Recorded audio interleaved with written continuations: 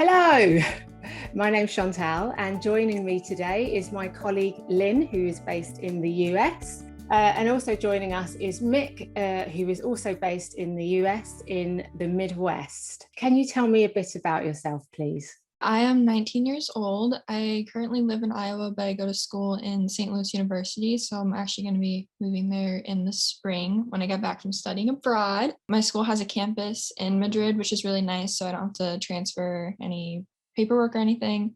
And then I'll just be studying and hopefully traveling a lot too. Can I ask you what your health conditions are and how long you've had them? Yeah, I have Ehlers-Danlos syndrome, EDS. I'm hypermobility type. Um, so I got diagnosed this March. So when I was 19, it's just a connective tissue disorder. So my joints don't hold in place as well as other people's. What happens to you when you have a flare up? I get a lot of dislocations and subluxations, which are partial dislocations. So my shoulders are the easiest to talk about because I can pop them in and out. I'm not going to because you're not supposed to show those. Does it hurt when you do that? For most people, it does.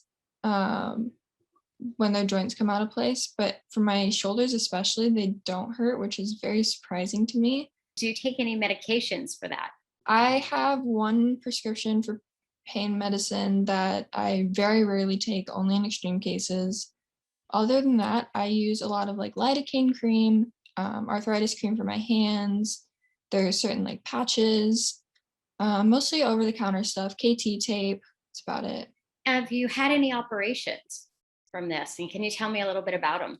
I have really bad TMJ, which means, well, for me, my disc is out of place. So I had 2 arthrocentesis. So they take a syringe and they inject saline into the joint to try to give the disc some space to move around and go back into place. I had 2 of those in 2019. In 2019. And they actually made my jaw quite a bit worse. The only good thing is that it doesn't lock up as much anymore. Other than that, the pain got a lot worse. And then I've also got this beautiful, not really pretty scar here, probably about 5 or 6 inches. That's from a knee surgery I had this year in January.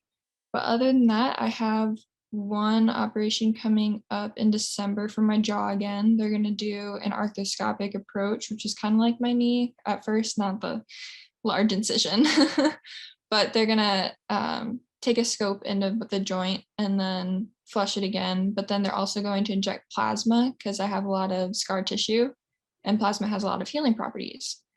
So this one's supposed to be more promising.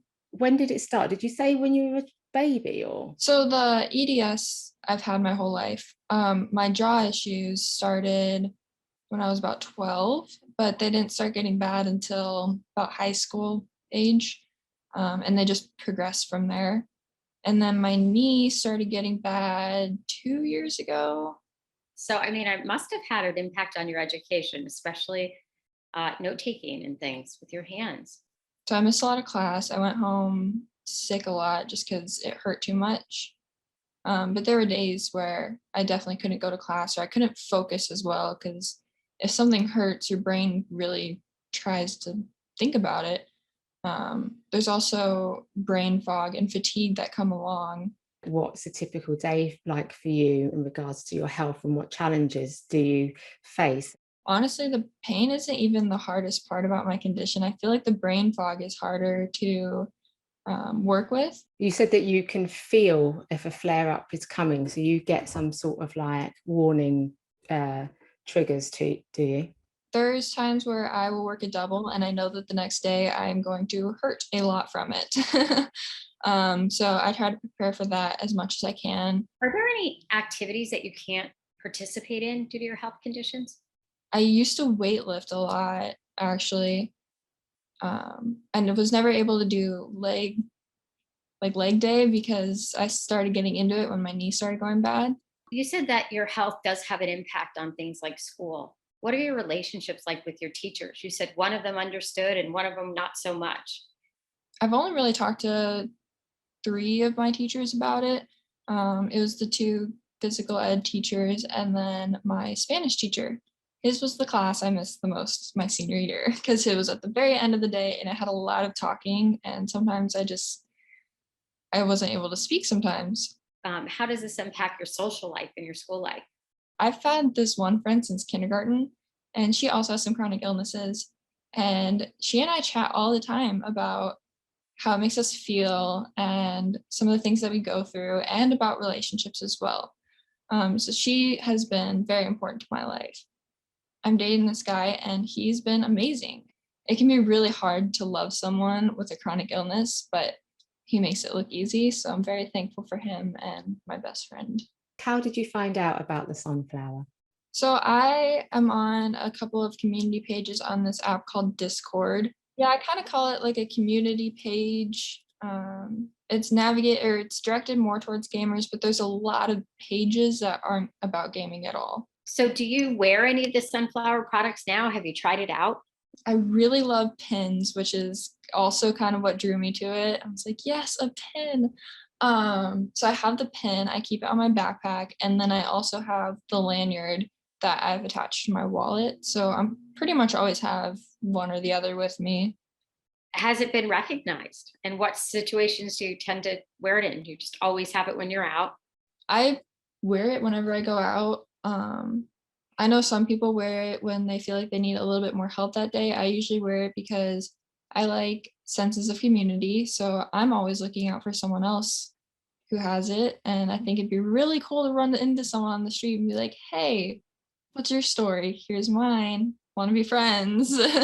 Would you recommend the sunflower? Do you see the sunflower really growing in the Midwest, for example, in Iowa, where you are? Because we obviously have a presence in the US. It's gaining momentum. Do you think there's a need for it in American society?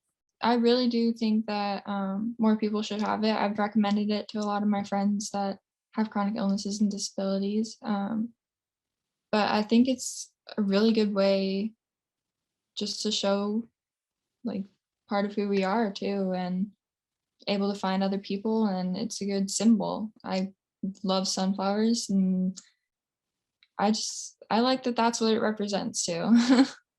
With hidden disabilities, if you can't see it, a lot of people don't believe it. So a lot of people also deal with mental health problems as well, and it's something that needs to be talked about. What would you like the outcome of our conversation to be today? With hidden disabilities especially, you can't always see what's happening. So hearing what people go through and hearing that there is more to a chronic illness than the pain and the suffering is also really important, that this is our everyday, but it's not tragic. Disability isn't a bad word. There's a lot to gain with it. Thank you so much for your participation. The program's great. People like you are going to help spread the word. And, our goal is to one day have your sunflower recognized everywhere when you walk down the street. Yeah, I really hope so. I would love to see someone on the street with a sunflower and be like, hey, what's up? Thanks for having me. I really hope that we can get more awareness in the US too. I think it'd be really cool.